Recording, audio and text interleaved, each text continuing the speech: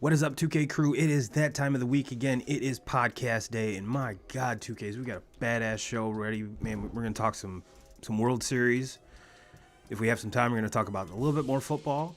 But the big story of the weekend is actually taking place next weekend. It's Michigan State Day. I know you're pumped. I'm pumped. Let's get the show started. What do you say? It's the Turbo and 2K show. All right. Well, let's jump into this real quick, ladies and gentlemen. If you are on the podcast side, go ahead and give us a follow, give us a like, drop us a comment. If you're watching live on YouTube, which there is a handful of you watching live, we do appreciate it. Go ahead and drop a comment, and I will feature you on the show. Let's get a conversation started. What the hell? And if you guys are watching on the replay, go ahead and drop a comment below. Argue with us. Tell us we're full of shit. Agree with us. We like it all. We'll like it all. And while you guys are here on YouTube, go ahead and give us a like, give us a subscribe. And if you're feeling ultra saucy, go to buyturboabeer.com, buy 2Ks and I a beer, and you help financially support the show. So 2Ks, let's jump into this, brother. Let's see, where are we at here? Nope, that's not the right one. Here we go. This is the week. And I think we can both agree that this is going to be the first real big test for Michigan football. I mean, this is the most formidable opponent they've faced so far, and they're doing it in East Lansing. Mm-hmm. So, not only is it their biggest game to date, it's their biggest game on the road, and I think we're going to see two ground and pound teams that have very good defenses. And I'm excited to hell to watch it. What about you? Yeah, I mean, really, what more can you ask for with this rivalry? I mean, the stage has been set. Two teams in the same state, 7-0, going off against each other. I mean, and I think the same thing can be said for Michigan State. I don't think, looking at their schedule, I don't think that they've played against really anybody. This is going to be their first true test. I mean, the win that they had against Miami is probably a better win than anything that Michigan has on their resume. But, how good is Miami? I was just going to say, it's not like they're the world beaters with the turnover chain and all of that we've seen in the past. They've definitely taken a step back. But yeah, I mean, this is what any Michigan football fan, I'm saying Michigan as in Michigan Wolverine fans, Michigan State fans. This is what you want. You want to see both these teams playing at their best, which I think you agree both of them are. Mm-hmm. Michigan coming off a big win this week, as well as Michigan State entering undefeated, which I think is. I wonder when the last time both of these teams were undefeated, when they met this late in the season. That would be, which as a good host, I probably should have researched that, but no, I think it's really, really cool, and we've got two coaches that. In Harbaugh is very established. However, if you talk to a lot of the Michigan faithful, how secure is his job? Mm-hmm. And then we have the new regime there in Michigan State, and kind of what I think a lot of people would consider a very, a resurgence that's a lot quicker than what most folks would have thought. Sure. And so it's two very different situations. However, if you look at both of these teams, they both like to run the ball. They both like to play extremely rough defense. And, kind of like I alluded to last weekend is I think it's going to come down to quarterback play. Mm-hmm. Which one's going to show up? Which one is going to, make the big plays when they have to? And, yeah, it's going to be interesting to see how each defense schemes to stop the other team's running game, because that's their bread and butter. So. Let's see here. I did do a little research, 2K crew. I did, believe it or not. And if you guys are bettors, there we go. The early line on this, has Michigan being a 3.5-point favorite going into East Lansing. If you guys want to bet the money line, it's if you take Michigan, it's minus 180. If you take Michigan State, it's plus 155. The over/under set at 51. And like you and I, even though it says in the article here it's minus 51.5, so that line's moved even a little bit so far. So this is something that I have a very good feeling that this line is going to move throughout the week. I mean, this is one of the premier matchups in college, on the college slate next weekend. Being they're such heated rivals, they're both undefeated and have a lot on the line. I think this is going to get a whole lot of interest from the bettors. What do you say, 2Ks? Yeah, I totally agree with you. This is going to be just I'm almost afraid to kind of throw my opinion on this because it seems like lately I've been wrong a lot. I mean, we talked about a couple weeks ago talking about baseball. Never would have dreamed that we'd be seeing the World Series that we have, but we'll get to that later. But with this game, I just don't see. I see this as whatever team can get to 20 first. Yeah, is probably going to win this game. Like it's two teams that depend really, basically big time on just their defense alone because I don't really know if either offense is really capable of doing a whole lot. One thing I'm going to pay attention to, and throughout the last like 3 games that Michigan has played, I don't know if other people are noticing it, but you're starting to see a little bit more and more of J.J. McCarthy, the true freshman quarterback, and I really truly think that the upside with him is so much higher than what they have with McNamara at quarterback. McNamara doesn't make mistakes. He doesn't turn the ball over a lot. He's your traditional game manager. Yes, and that's exactly. And that to this point, they've been fine. That's all that's all they've needed to this point in the season.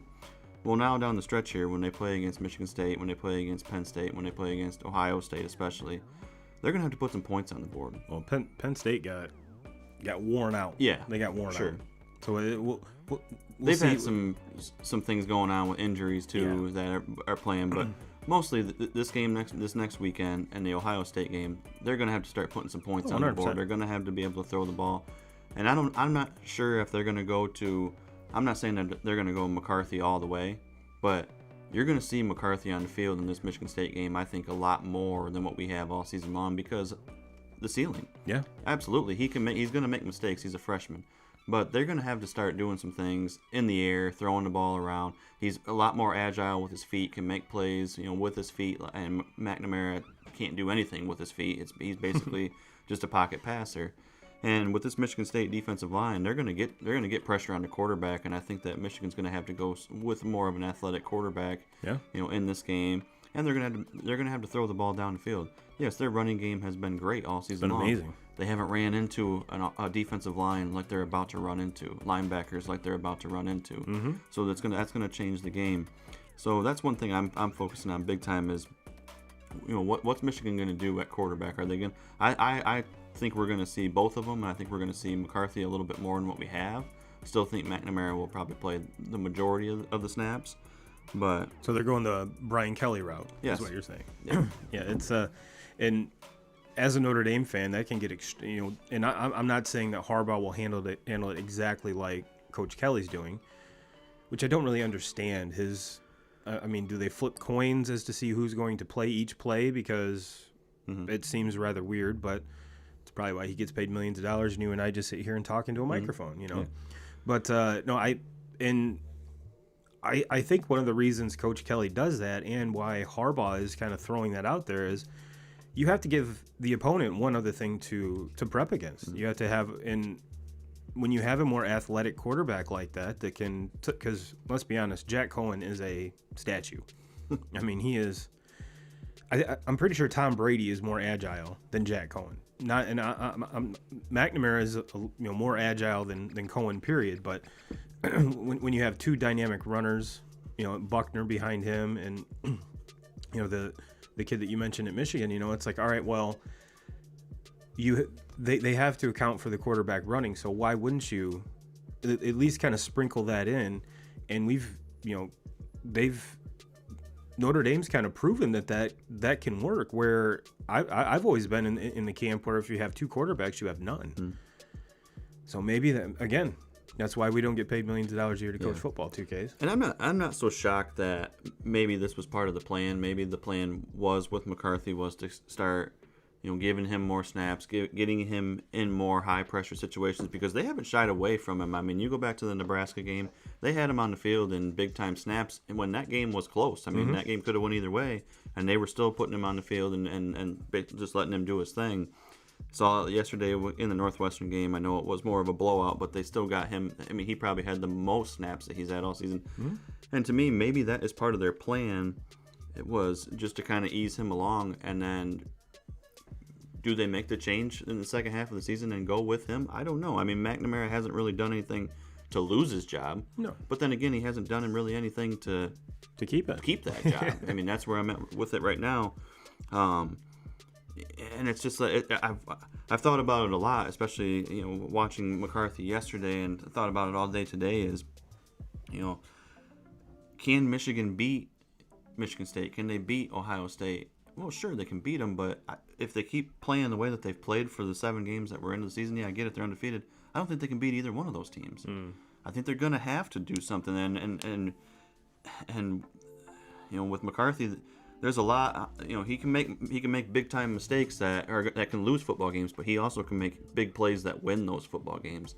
Where are they gonna go with it? I don't know.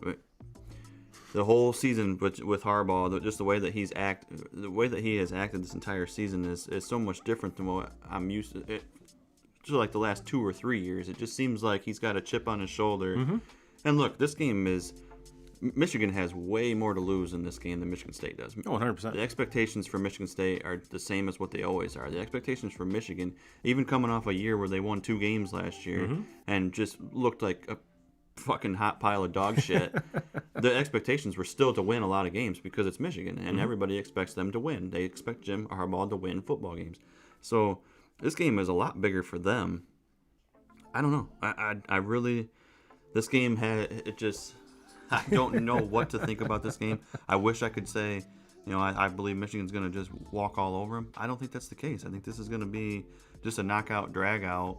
Doesn't even get close to the over a 50 or 51 points. I don't think. I just don't see that happening. No, and I have a feeling you're going to see that line move a little bit as well. And I know the D'Antoni era is behind his 2Ks, but let's not forget the fact that it's kind of Michigan State tradition to throw a little something into the action here to kind of spark things up, take advantage of a situation.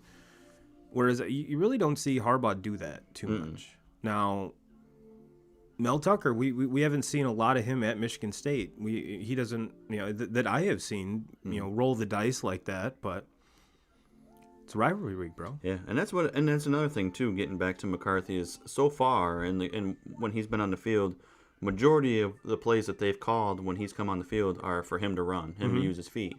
Well, we know that he's capable of throwing the football. So do they do that? They put him in the game next week, and Michigan State's kind of expecting them to do what they've done up to this point, run the football.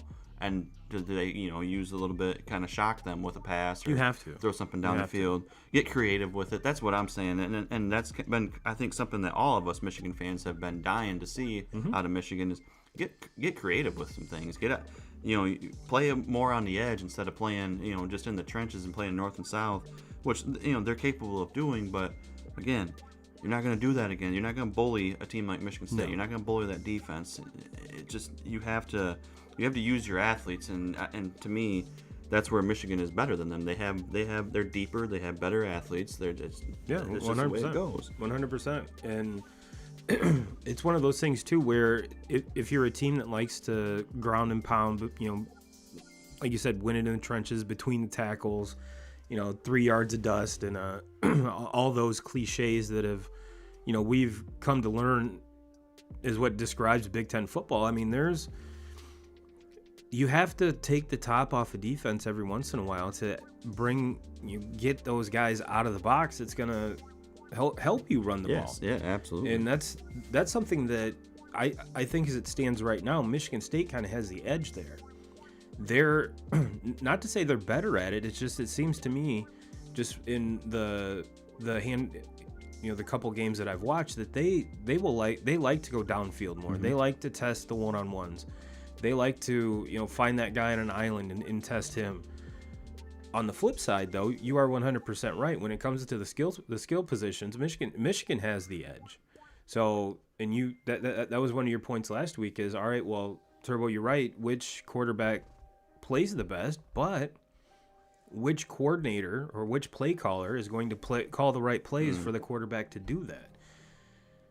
And it could be one of those things where Harbaugh goes a complete 180 and then just let's whichever quarterback is in there just air it out. Do I think that's going to happen? No, because they've worked so hard to get to where they are right now being that ground and pound, setting that tone. But you're right. You can't. You're not just going to punch Michigan State in the mouth and expect them to lay down. They're going to get back up and punch you right back in the fucking mouth. Absolutely. That's not just this year. That's every year. I mean, this is what makes college football so great. Are these rivalries that go back, well before we were here, and probably most of them before our parents were even here. So the bully ball, that type of mentality is not there anymore. This week with Northwestern, yes, they have that the trophy they win, but Northwestern was just outmatched. Sure. I mean, as far as coaching goes, you and I have been on record many times. Old Pat over there, we're big fans of. I'm still actually shocked he's with Northwestern. I always thought that he would be, by now or maybe in the next coming years, he'll kind of quote unquote graduate from Northwestern and get a higher ticket job. But yeah, I'm super stoked for it. I'm gonna go out right now and say if you give me the 3.5, if that's the line, I'm gonna take Michigan State in the under, parlay it all day. Yeah, all day. And I do think it is going to be a close game, 100%. It would really be awesome right now is if Garoppolo threw a touchdown pass to Deebo Samuel. See, I need Mitchell to score a touchdown, a running back there. Well, he can score the next one. I just need the first one. And if you guys don't know what we're talking about, we're watching the Indy. Well, we were until the TV went out.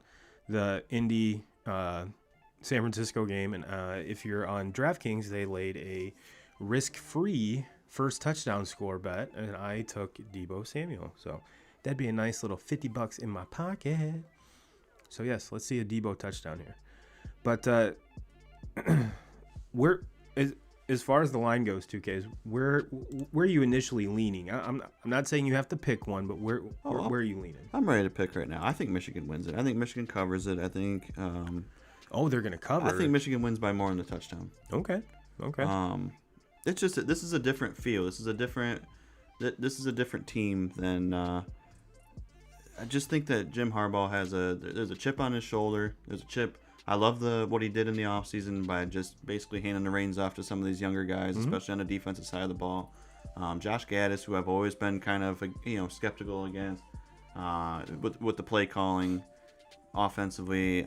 I think he's been improved this year. I still think there's a ways to go on, and I still question a little bit of how much of Harbaugh's thumb is on that play calling. There's your touchdown. But it's just this team just and I absolutely love one of my favorite thing I saw yesterday after Michigan won the game was the first thing that come out of Harbaugh's mouth really was he's focusing on next week. This was just because over the years and that's been one of my biggest knocks on Harbaugh is these big games, these Michigan State, the Ohio State rivalries. I felt like they were just another game for Michigan, right? To where he's making it known that. This is big. The only thing that we're worried about right now, or at least the only thing that he was worried about right now at the time, 30 minutes after winning that game yesterday, was next Saturday in East Lansing. Well, at least he wasn't talking about candy corn. Yes. And how much he hates candy corn. And you got to buy the sprees in the box. And he goes to the dollar store and gets them. Thought that was fucking ridiculous. You're a goddamn professional. You're talking about. And it's the first thing that stupid reporter asked him to. Yeah. Which, I mean, if you're him, you really can't. Leach has been the furthest thing from professional his entire career, so that's true. It's basically right up his alley. But you would think maybe he'd get past that at some point. But no, I think Michigan wins this game by more than a touchdown. I really do. I just have a different feeling. Look, and you're taking the under as well. You might hear me talking after the game, and it'll be the same as always, and I'll be pissed off, and I'm ready for Harbaugh to leave. But I don't know. I think this team they have a chip on their shoulder. It's a different feeling around this entire team. Ever since they went young with the entire staff, I just feel like there's a different energy. And I think that this team's. I think they're gonna be undefeated when they go in to play Ohio State. All right, and that will definitely be very good material for us. Oh yeah, for sure. And for those of you looking to go to the game, I did this research, but I couldn't do the last time they were undefeated playing each other. If you want to, the cheapest tickets on the Michigan State side are $370 a pop, and that is for section 123 if you know Spartan Stadium.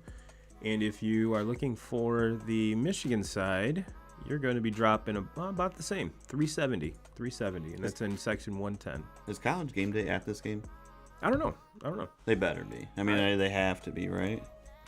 I'm not really sure, but that's I mean, I'm looking at some of the other games going on. The next best game, Auburn Ole Miss. So I have to imagine that they're going to be it. They have to be. I mean, if they're not at this game, I'm going to be absolutely pissed. That ESPN won't announce on the side of College Game Day until less than a week before the show, so it'll be the 30th. Top choices are Michigan, and Michigan State, or Penn State, Ohio State, which after Penn State taking a huge dive. Illinois. And what? Ole Fucking Miss, 9 Auburn. overtimes or something like that? Which, let's get into that real quick. That wasn't something that I had planned on, but okay, I'm still trying to figure it out too. 9 overtimes and the score was like 20-18. Okay, I was just as confused as you were, because I'm like, all right, I knew that after the first 2 overtimes you were forced to go for two. Sure.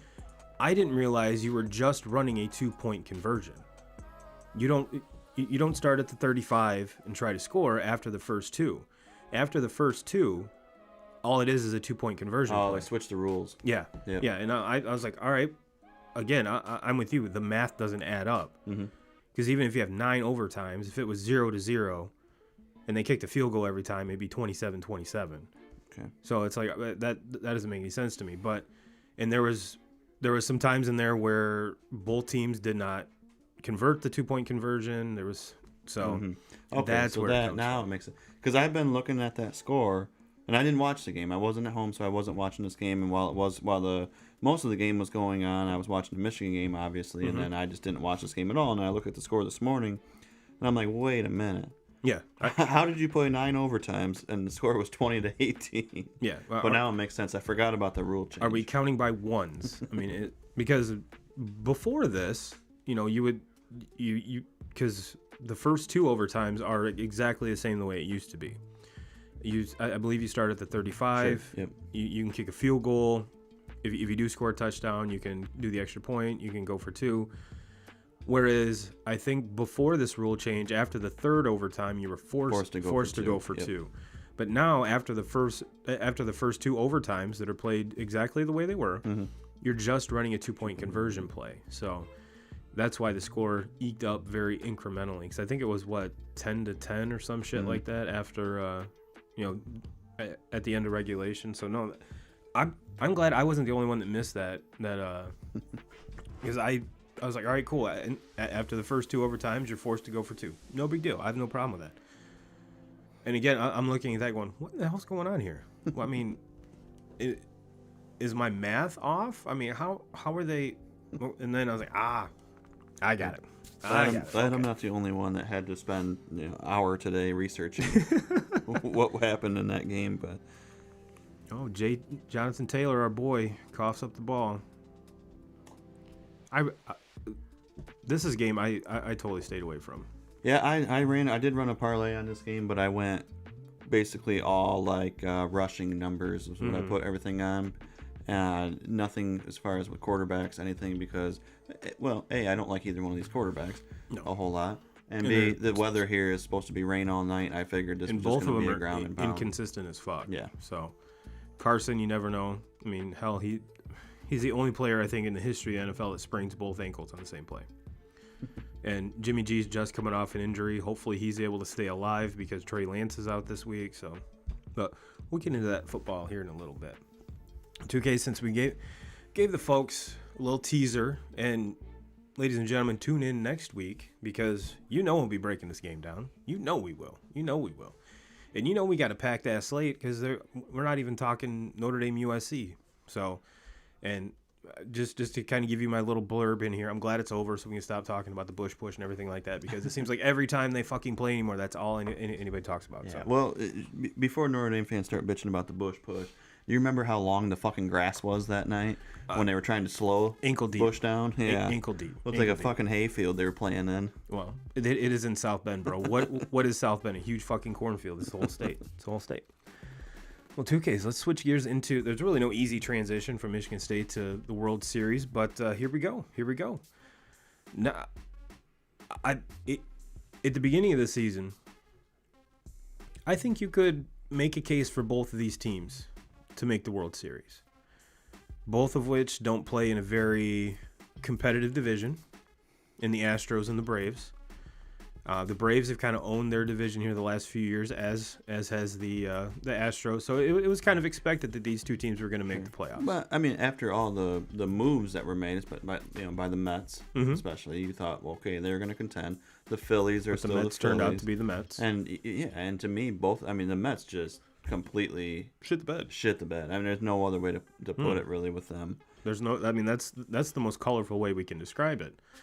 And with the Phillies, I mean, they made a push late, but ended up coming up short. And I think throughout the NL East, I mean, that was injury raven. The whole damn, just top to bottom. I mean, you look at the stars that were out: DeGrom, Acuna. You know, the list goes on and on and on. But those are two, faces of MLB right there. And for those two guys to go down, and then you look at what the Braves did, which we talked about last week, to kind of counteract this, or to, which I honestly thought they were just going to lie down, but I'm glad they didn't. Mm-hmm. And so, yeah, when we picked teams last week, you took the Dodgers, and I believe you took the Astros, correct? Mm-hmm.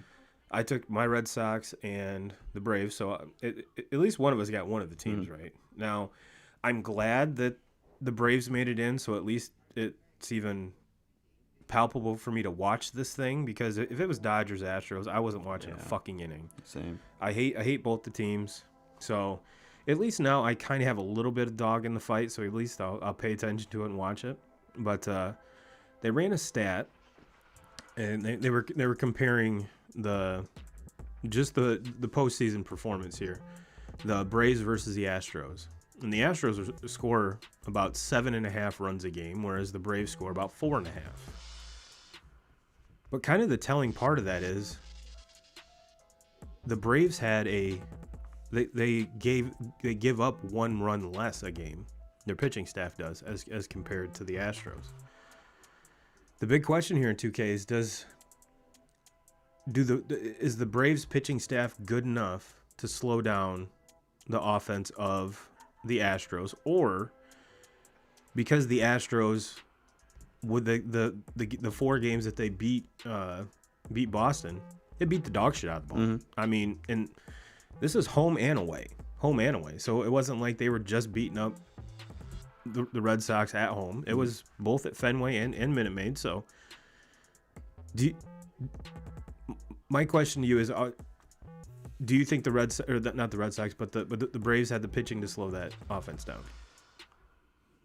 You're not going to contain them. You're not going to shut them down. Absolutely not. But slow them down. Yeah, I mean, I believe they really do. They just slowed down the Dodgers offense. Yeah. And that Dodgers offense, I mean, is the Dodgers as powerful and as lethal of an offense as the Astros? I don't think so, but are they a deeper offense than the Astros? I think so. Oh, I think they're deeper, and I think that they're more of a offense that's set up to manufacture runs, and more unlike the Astros, to where they just hit the ball over the wall. You get runners on base, and we're looking at trying to drive home runs, and so yeah, I think they definitely can slow them down. And to me, I talked about it last week with the Astros and Red Sox series, it was going to come down to what team could limit the big innings. Mm-hmm. And that's and to me, this is the same. Astros did. You can say this, yes, and you can say the same thing here though with the Braves is, can the Braves limit the Astros to those big innings, not allow too many of those big innings? Because look, the Braves aren't going to be able to score runs to get into these shootout games with them. No. They're going to have to piece games together using their entire pitching staff, basically the way that they've done things up to this point, and get timely hitting on the offensive side.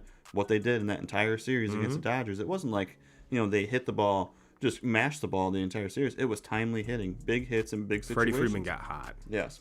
and Rosario got unbelievably hot. So, I mean, I saw on Twitter today that there are people saying that Rosario needs a statue outside the stadium. I'm like, pump the brakes a little bit. But, no, it's the first time the Braves have been in the series since 99. Mm-hmm. So, obviously, whole different regime. But with this Astros team, the year that they won it, there's still a lot of those core guys left. Mm-hmm. You know? So, if you're going to give...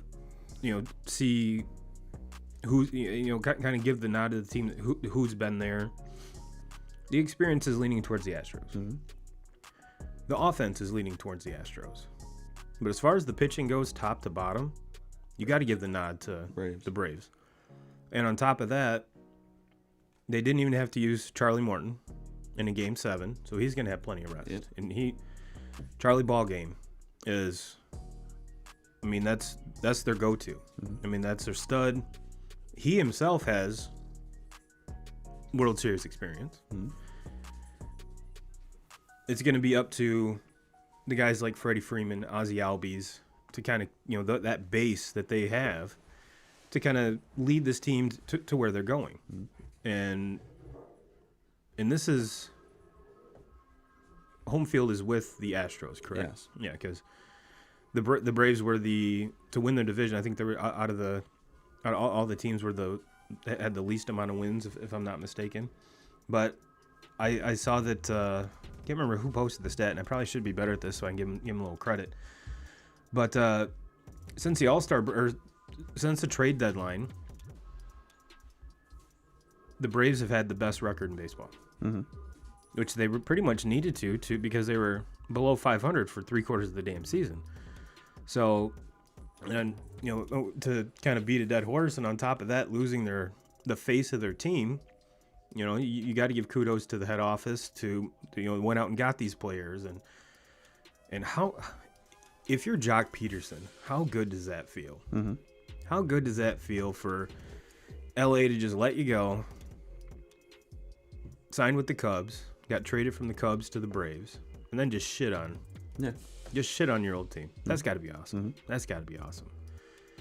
And you look at, there's even Kike Hernandez. If the Red Sox would have made it and the Dodgers would have made it, he would have had a chance to mm-hmm. shit on his old team in the World Series, mm-hmm. which is what Jock is doing. So, but I can see why the Dodgers moved away from those two. Jock is such a streaky hitter. Sure. Above average outfielder, but as far at the plate, when he's on fire, he's one of the hottest hitters. But when he's down, I mean, you're looking at 3 strikeout games and a ground out or a fly out. So, but nice. But you compare him to the other outfielders, which one could argue that Bellinger did not have that great of a year, but the postseason, he's kind of flipped that right around. He did have a good postseason. I mean, very timely hitting. I think he was hitting close to 400 for the postseason. A couple home runs. I hate to say it, 2Ks, but I think the Justin Turner injury was the kind of the nail in the Dodgers' coffin. I mean, they could only take so many punches before they got knocked out. I mean, you're talking about Bauer. You're talking, obviously Turner. There's Scherzer is having a dead arm. Mm-hmm. I mean, on, and Kershaw. I mean, that's to me, the Dodgers they were just almost like depleted. I mean, you look at mm-hmm. the injury with Kershaw before the playoffs even start, the whole Scherzer thing, the story.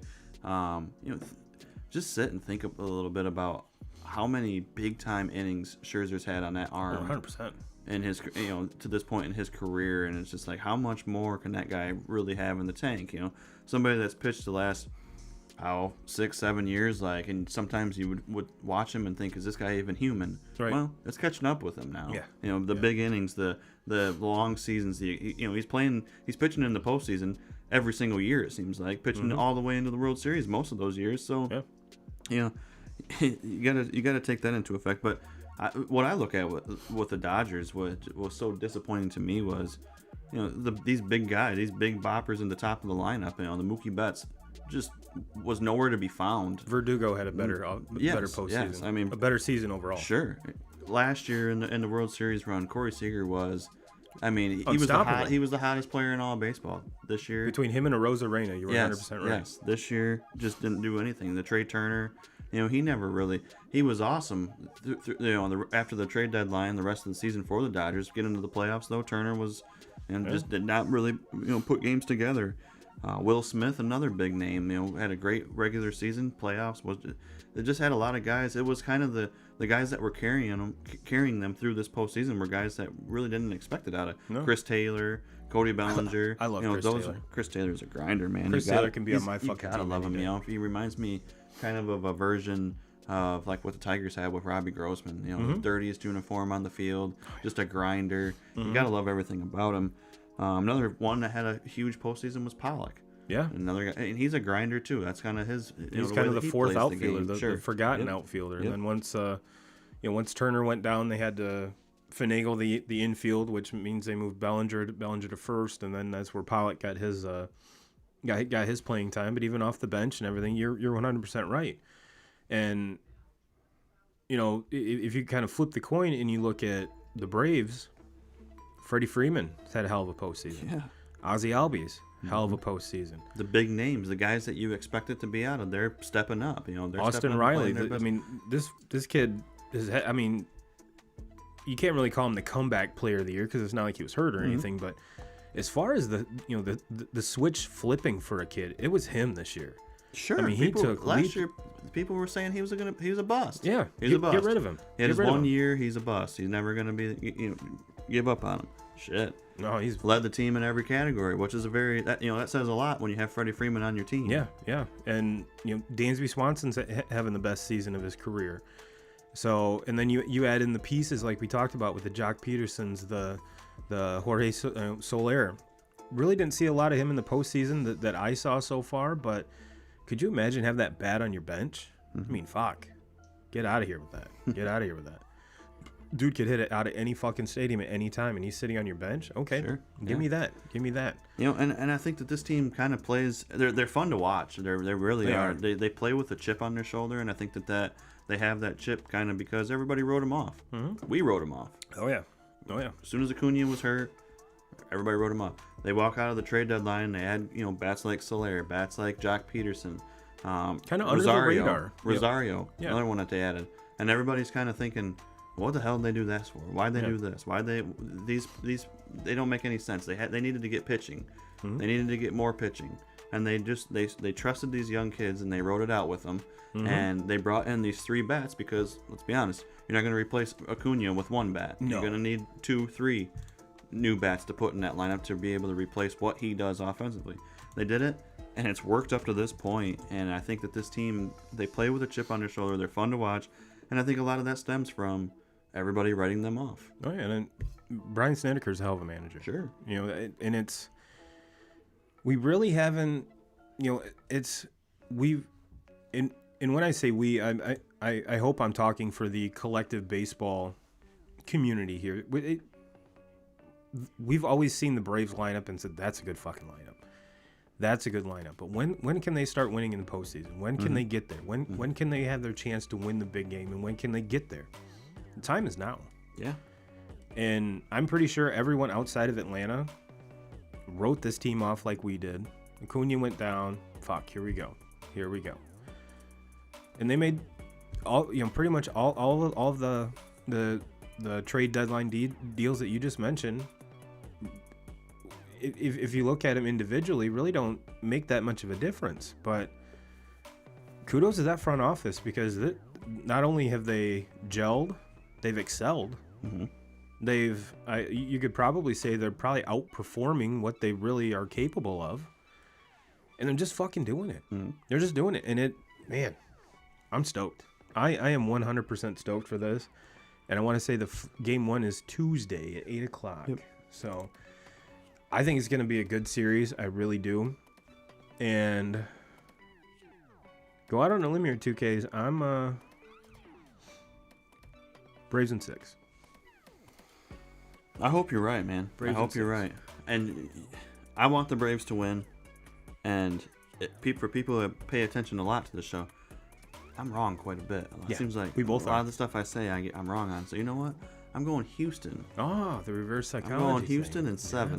Gotcha. The woo-doo-doo-doo-doo-doo. Going Houston in 7, but what I really want is Braves. I got you. I'm picking up what you're laying down. But no, I mean I'm going Houston because I think the Braves pitching staff is better, but I think everything else Houston has on them, and Houston's they're gonna put a lot of runs on the board because that's what they've done all season long, and I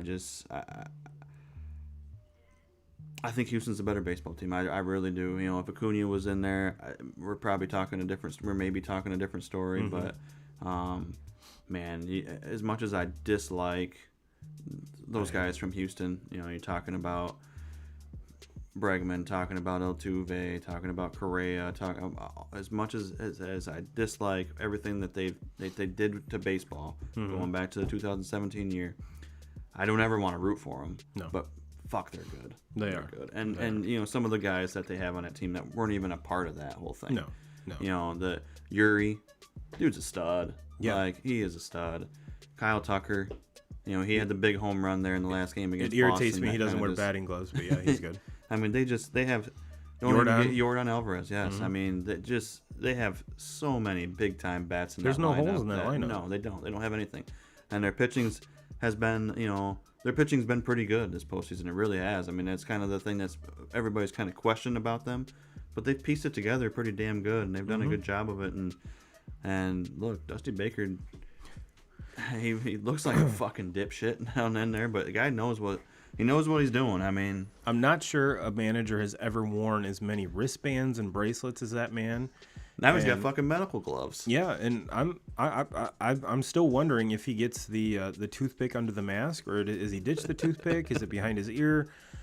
Because I mean that's a real concern, because that was his lucky charm. That was his go-to thing. Anytime before last year, you never saw him without one. Could you going back to after everything that happens in 2017, obviously, you know, they clean house with everything that went on there. Could you have hired a better manager than him to take over that? I don't think so either. No, and because he's so charismatic, but yet stands up for his players, which every player in baseball is going to love that out of any manager. If you stick up for your guys, I mean, that's like baseball etiquette rule number 1. You stick up for your guys even if you know they're wrong. And when it comes to being a baseball manager, and look, Dusty knew these guys were wrong. But 100%. he took over this job knowing that this team was gonna, you know, that first year. Oh yeah. Season started, there was going to be a lot of beanballs coming. There was going to be a lot of shit being talked. There was going to be a lot of stuff coming when they were on the road from fans. Well, I think they were very fortunate having last year being the way it went down with no fans in the stands, or very limited only towards the end of the season. Oh yeah, that was because that would. I don't care how much you say you can tune it out, but not only the fans, but there was if it were me facing that team and I was a pitcher, I wouldn't care. Go ahead and fine me. Go ahead and suspend me.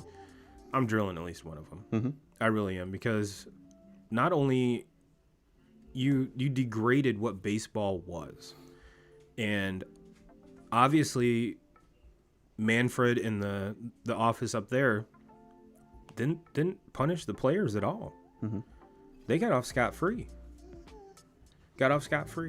So you know what? Baseball has a way of policing itself. So they were extremely fortunate because there wasn't fans. You know, there wasn't the big distraction on the road, like you said. Granted, this year there was some. However, being that far removed, sure, it was toned down. It's almost to the point where us true, you know, diehard baseball fans, we don't really forget that. But in all honesty, it's almost like it's old news now. You know, you go back a couple years when it was fresh in all of our minds, and we talked about it. And we were so pissed off about it. In all honesty, I don't even care anymore about it. Like it's in the past. Maybe it's because AJ Hinch is the manager of the Tigers now, and I'm a big, and here I am this postseason or this offseason going to be hoping that there's a chance that Correa comes to Detroit, and it's like, you know, it's not that my feelings have changed about it. And look, I think it was wrong. I'm not going to argue that for a second. But I mean, how long are we going to? How long can we just keep on doing this thing? To me, you can't do it forever. Like, they fucked up. I think they all know that they fucked up. I think everybody that's true baseball fan can look at that 2017 World Series and just kind of say there's an asterisk next to that, even if there's not. Yeah. To me, there always will be. And kind of the ironic part is both teams that were highly involved, quote unquote, involved in that, played each other in the ALCS. And Red Sox had their manager back. So, which that was kind of the plan, in the beginning. Sure. There was a lot of clamoring that with Dusty they were just going to give him get him in there for a year, get Hinch back. Obviously, that wasn't the case. So, but no, you are 100% right. When Dusty had to see this coming in order to come back to step into that dumpster fire that was going on, seeing the talent there, because he was retired making wine in California. It's not like dude was broke and needed the money, and the dude's old as shit. I mean, that's as you look at Aaron Boone right now. Aaron Boone looks like he's aged 3 years for every one he's been the Yankees manager. That's gotta. I mean, it has to take a physical toll on you because it's so long. And then you look at granted, last season was the shortened season, but add on top of that, the extended playoffs last year, they made their run. Right back at it this year with the playoffs. I mean, on an old dude, that's got to take a toll. So I mean, that's something that he had to consider as well. So he had to know this was the potential for this was there. No, absolutely. I mean, now granted, a lot of managers around baseball would probably give their left nut to fucking take over this team. Oh, we don't mention Brad Ausmus on this podcast, but a lot of people would give up a lot to be able to manage that. You're getting the keys roster. to a Ferrari. I mean, shit. I mean, they're just loaded. And you look at it now. They have a very legitimate shot to win this World Series this year, and then it's like, how much longer are we going to be able to keep this team together? You're not going to be able to keep them all. No. And there's a lot of talks out there saying that they're gonna go out and try to get Correa and keep Correa. They've tried 3 times, and he said no. Yeah, and there's a good chance that they do. Maybe they do pay out the ass and keep him. To me, out of all those players that they have on that roster, he's probably the first one that I'm 100%. Trying to keep. I mean, I think he's the best player on that team. I really do. So I don't blame them for going all out for him. But you're gonna start losing. Some guys are gonna start leaving because you just simply can't afford it. Look at the Cubs. To me, exactly. And so for me with Dusty, maybe this is his last hurrah. Some of these guys are going to start leaving. The roster's obviously not going to be the same. He did his job. Oh yeah. Regardless if he wins this series or if he doesn't win this series, I hope in a way it's not. And I don't want to say I hope that he wins it, but in a way, if Houston does win this World Series, I'm not going to be happy for any of those guys, but I would be happy for Dusty. Oh yeah. To get that World Series ring, and hopefully right off into the sunset. Yes, exactly. Go back, make some wine, and do your thing, brother. But because there really wasn't there was not a better guy, there was not a better hire than to bring him in for this team, because I don't think anybody else would have been able to do. Look, there's probably better managers as far as X's and O's of the game. At this point than Dusty, but I don't think there was anybody that could have taken on what he took on and keeping that team together and look, you're 100% correct when you say there wasn't fans in the stands last year, because that made it a lot easier to kind of bridge all the bullshit that happened. Oh, 100%. And get through it. But no, they couldn't have hired anybody better. No, I 125% agree, and I think it. All the Houston faithful 2Ks would 100% agree with you. Would 100% agree with you. Let's wrap this show up with a little football talk. What do you say, 2Ks? What do you say? So let's get my weekly fantasy football rant out of here. I am yet again losing to the highest scoring team in the fucking league this week. And the good news is I do have a chance. Jack's projected 209. I'm projected at 203. So it's not like I'm getting blown out. It's not like I'm getting blown out. And you, sir, have finished with 171, and Matt is projected for 149. Yeah. So, good win there. Got the dub. And it was ugly, low scoring, ugly. Had some guys on the bye, though. Hey, finally figured it out at quarterback, though. Yeah. So. Yeah. Hey, you made the commitment to Derek Carr, and the Raiders have not. So kudos to you. Kudos to you.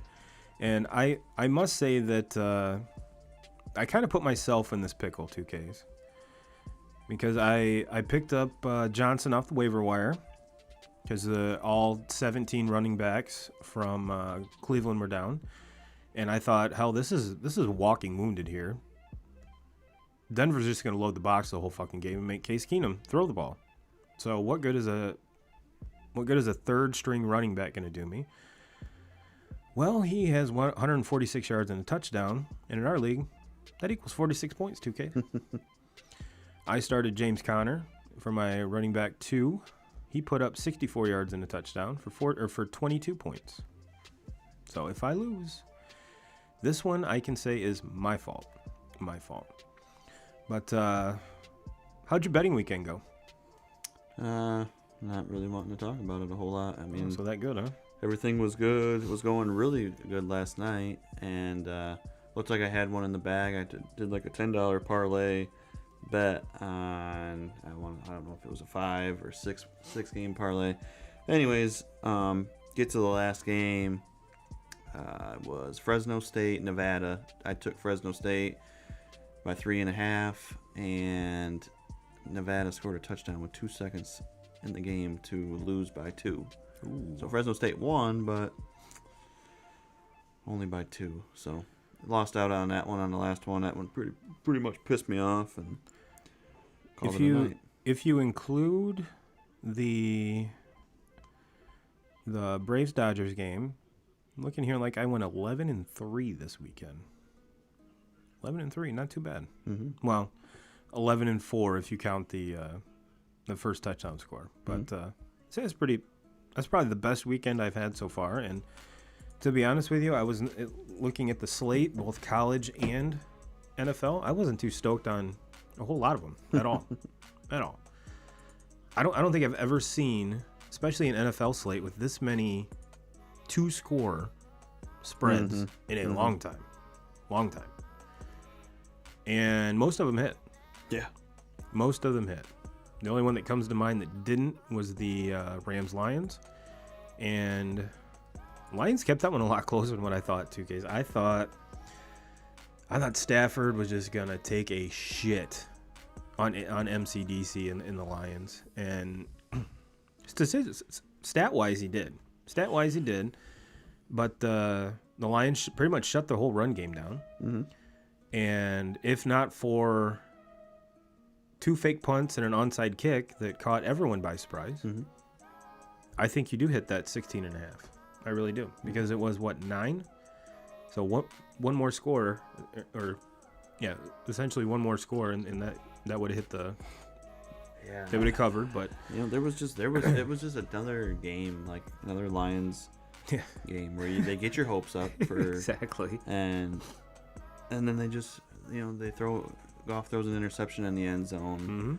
They had a drive going. They could have taken the lead. I think at the time it was 25-19. Could be wrong on that. Don't mark my words, but I know that the Rams were ahead. But it was a game. It was where if Detroit would have scored a touchdown there, they would have taken the lead, and there was 4 or 5 minutes left to go in the game. They throw a fucking interception in the end zone. It was just like from like the 12. Yeah. From like the 12. It was like this is just typical Lions football here. Aaron Donald got to his boy. Got to his boy. That was the only time. I think that was the only time in the game that he actually hit him. So this Lions team, though, look, they're not good, and they're gonna have a legitimate shot at getting that first pick of the draft. I mean, holy interception from Carson Wentz. Jesus Christ. They're gonna have a very good opportunity at getting that first pick of the draft, which is maybe what they want. But I don't know that. They're going to win some football games. They got the Eagles next. They're not going 0-17. I really truly think next week. I think they do get their first win. I'm going to say that right now. They get their first win next week against the Eagles at home, Eagles suck. The Eagles look like dog shit today. Yeah, they suck. They're awful. And if I remember correctly, Miles Sanders went out, so who knows if he's even going to be playing. But this, if the Lions do get the number 1 overall pick, this would be a total year, a Lions year, because the quarterback's coming out are shit. Yeah. There isn't that Trevor Lawrence. There isn't that, Joe Burrow. Just your dude. Mm-hmm. I mean, there's some underclassmen that in the next couple of years, yes, the kid from Ohio State, the freshman that's come in from Oklahoma, and amongst some others. But this would be a year that if you do get the number 1 pick, you definitely trade down, mm-hmm. or maybe you take a gamble on that D end from Oregon. I mean, I watched that Oregon game yesterday. That dude's a fucking beast. So I'd take that freaking safety from Notre Dame any day. Hamilton. Oh yeah. Which hopefully T's and P's. He's his knee injury is not anything serious. Which they said there was no structural damage. So, but no, he is. And fuck that wide receiver from USC. Jesus Christ. Mm-hmm. Second game in a row, he has 15 receptions, and for a good probably quarter and a half, they stopped throwing to him. Mm-hmm. They stopped throwing to him, and that's with Hamilton on the bench. And that was kind of the leading up to the game. That was the teaser. Hopefully those two will get to go against each other, and they know each other, so they were pretty stoked about that. But it was kind of unfortunate we didn't get to see that. But no, you're right. I mean, and he's a junior. Does he come back? I doubt it, just because I don't think he can improve his draft stock. No, I think he's going to go in the top 5. Yeah, 100%. There's really no arguing that. So yeah, the skill position players are kind of lacking when it comes to the top end of the draft. I mean, you're always going to find those those left tackles and the linemen and your other positions on defense, but yeah, this would be a total quote unquote Lions year if they do have, if they do happen to get the first overall pick. So if I'm giving advice to MCDC, don't get the number 1 pick. Don't do it. And it's they've been too close. They've been too close to winning games. Yeah, they're not getting blown out. People are in this panic mode of thinking that this is going to be another Lions team that doesn't win a game. Look, they're not the worst team in the NFL. They're not. They're not the Jets. And the Jets have a win, but when the season is over, I think the Lions have more wins than the Jets. They really do. Well, they're not the Jets. They're not the Jags. No, I think they're better than. I think they're legitimately better than Houston. I think they're. They're probably. I think they're better than the Eagles and the Giants. Mm-hmm. I really do at this point. So they're going to win some football games. Shit, they might even be better than the Bears. I know they lost a game to the Bears, but right now the Bears got fucking dog walked today. Man. Bears got dog walked, and I got a message from one of my boys. I'll read it on air here. Says that 3 interceptions and 3 fumbles, 2 lost. What a great game for Justin Fields. And Justin replied back, at least the kicker hit 100% of his kicks. Way to be optimistic, Jay Stone. I love you. But no, but getting back to your point, 2K, is when we're talking about a freshman quarterback, first year quarterbacks traditionally do not have spectacular years. Mm-hmm. And just goes to show you what we saw with Justin Herbert last year, what we would have seen with Joe Burrow if he would have stayed healthy. Those are dudes. Those are two special quarterbacks that you don't see. You don't see those guys, that caliber quarterback that often, that young into his career. No. Peyton Manning, I think, set the interception record his first year. I want to say Tom Brady didn't even throw his first touchdown pass until his 3rd career start. So you're looking at two. One of them is a first ballot Hall of Famer. One of them, they should rename the Hall of Fame the Hall of Tom Brady, and they all stunk the beginning of their career. As a Bears fan, am I ready to throw in the towel on Justin Fields? Absolutely not. Absolutely not. Coaching staff, yes. Yeah. Nagy needs to go. That whole regime needs to go. Should have went before the season even started. Yes. I mean, yes. as a Bears fan, I can see why that, I at this point put Andy Dalton back in so you don't have Justin Fields' knee explode or something stupid like that, because they're not playing for anything. I mean, you're wasting a year of that defense. I get it, but when you trade up to get Fields like this, he has shown he can be a guy, he can be a dude, but he's young. He's young. He's gonna make these mistakes. He's gonna make, first year rookie mistakes. So, but if you now bring up the stats for Mac Jones real quick. That dude fucking had a game. He killed it today. Of course, they were playing an extremely horrible Jets team, which we saw Zach Wilson go out of with a knee injury, I believe. And he fucking lit his first career 300 game, correct? Yep. 24, 36, 307, and 2 touchdowns. That's not a bad day at the office. No. That's not a bad day at the office. And we kind of thought too that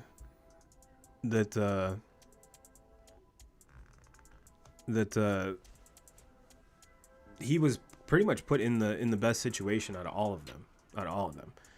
And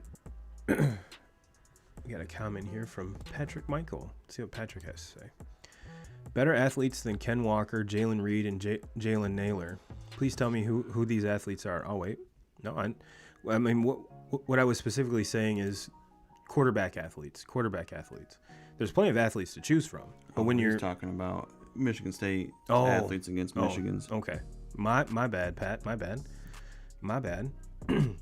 But we not just us, but everyone in the whole football landscape was saying that Mac Jones is walking into the best situation, which I think you're kind of seeing dividends of that. Mm-hmm. I mean, on top of that, arguably the best coach in NFL history.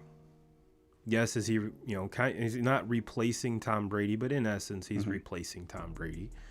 And any player that's going to replace what Cam Newton had last year is going to be a phenomenal upgrade. But no, it's not surprising to see those results, being how accurate of a passer he was in Alabama. Being the Colts just got it. Oh, I thought that was a pick. I'm sorry, but I think he's going to be a dude. I really do. And Belichick has a way with the draft that this team will continue to get better. And again, they're not a team that overspends on free agents, even though they spent like $150 million the very first day of free agency. And a lot of those weapons have fizzled out. But if you look at I wasn't really impressed with all that $157 million that they spent. But no, I think out of all the teams, the quarterback class from this year, we really haven't seen Trey Lance get his shot yet. Yes, he started one game when Garoppolo was down, and now he's on the shelf. But all the ones that have played, Zach Wilson has shown signs that he can be a dude. Trevor Lawrence the same way. Justin Fields the same way. Mac Jones has probably had the most dude moments out of all of them. Sure. So specifically, because we're in the sports card game. If you remember last year, all the Herberts, all the Tuas, all the Burrows, all those cards were going for a crazy amount of money, because they were quarterbacks that came in and had some pretty good success right out the gate. You're not seeing it with this class this year, and kind of ipso facto, you've kind of seen the prices of cards go down a little bit, not a whole lot, but a little bit. And I think it's, if you guys are NFL collectors, maybe you're super stoked. I mean, I have picked up a couple Justin Field rookies, but that's about it. But there really isn't. It seems like this drive I would have thought that Trevor Lawrence, just his name coming out there, would make everything go through the fucking roof. But until he went to Jacksonville. Yeah. And I'm not necessarily the Jacksonville thing. I think that paired with Urban Meyer kind of put the expectations extremely high when that wasn't fair for anyone even associated with with the Jags. They're a shitty team. They won, one game last year? That's the reason why they were able to get Trevor Lawrence. So, add to that, their second first-round pick blew his knee out before the season even started, which is kind of a shame. So they could really use a guy like ETN. Oh, for sure. I mean, that would take a lot of the pressure off Lawrence and open up everything. You see LaVisca get more involved, and just that whole offense would seem to vibe a little more.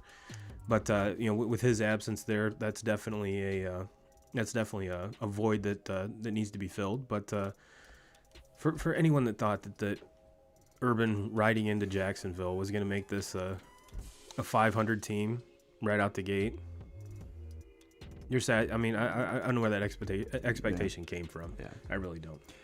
Yeah, and I think it just goes back to just how special those two quarterbacks from last year are, as far as Herbert and Burrow, and just how good they are. Because look, when you're drafted that high in the draft, you're going to normally pretty bad situations. It's not like you're walking into a great situation where you're going to win right now. And either one of them won a lot of games. I mean, obviously with the Burrow, with the injury, that changed a lot of things. But Herbert, especially, I mean, that team they weren't a very good team, but he kept them in all their ball games because he threw the ball enough, and he threw them into all really close games. So, but getting back to these rookies this year, you go there. A lot of them went to very poor situations. As far as Trevor Lawrence to Jacksonville. Look, they haven't had a good situation, and since the 1 year where their defense carried them all the way into the 1 year where Jalen Ramsey was still with them. Yeah. They had their one good year. The Patriots ended up beating them in kind of a questionable playoff game. Was that Blaine Gabbert? Yeah, it might have been. Yeah. I mean, their offense was just awful, but their defense was legit. And then you get into like what Fields and his situation. That Bears offense haven't been able to do shit for forever. I mean, their defense is always great, but the 1 year when they were really good a couple years ago, I think it was Mac's first year in Chicago. They won a lot of games that year because their defense was just they were scoring more points than their offense. Well, it was like 3 games in a row. Mac has a strip sack fumble, strip sack, recovers a fumble, and returns it for a touchdown. Yeah. And you take David Montgomery out of that lineup without having Tyreek Cohen there. That's those are big shoes to fill. I mean, Howard was like the 3rd or 4th leading rusher last year. He was definitely top 5. So to take him out of that offense and expect a rookie now to just kind of step in and be like, all right, cool, this is what we're doing, with almost no outside help, that's kind of a big ask. So everyone with these rookie quarterbacks outside of the Jets, because the Jets are going to be the Jets, and as long as Urban stays out of his chop house and stops dipsticking girls in the butt, I really do. I'm not saying he's the answer there, but I do think he can help make that team at least be relevant, at least be able to watch it. Is it going to be this year? No, not at all. That team, there's too many holes, and the culture needs to be fixed. So once all that gets ironed out, and then that's definitely not an easy process. But let's all give these guys at least 1 year, please. Sure. Please. Yeah. Please. I mean, I think this is such a what have you done for me now society instead of what have you done for me lately, that we tend to overreact to a lot of things. And I was one of them, and Sam Darnold's a bum again, or still, depending on how you looked at it. Again, taking a huge part out of the offense, which McCaffrey's not going to be back for at least 2 weeks now. So we'll see if he continues to be a bum once McCaffrey comes back, because he looked like a legit starting quarterback with McCaffrey there, which it's kind of a shame with that Carolina offense, because I thought they're going to be legit 2Ks. I really did. But like I said, when one dude is like 45% of your offense, it can kind of take a toll on you. Well, 2K, is there anything else we need to wrap up today, brother? Nope, that's everything. Alrighty, well, 2K crew, we love you as always. Come back next week. Let's talk some Michigan State football. We're definitely going to break everything down. give you the highs, give you the lows, tell you how wrong we were on our bets, and just kind of wrap everything up because, and then we'll probably take a look forward at each one of the school schedules and kind of give you an idea where we think each team will play out. So with that being said, 2K Crew, we'll see you next week, and as always, Jim Rome, we're coming for you.